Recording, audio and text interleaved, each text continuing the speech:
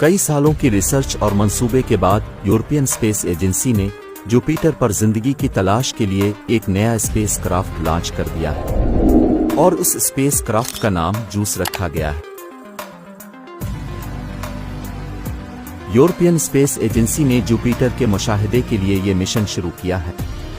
और इससे भी अहम बात यह है कि ये स्पेस क्राफ्ट जुपिटर के 3 सबसे बड़े चांदों के बारे में भी मालूमात हासिल करेगा,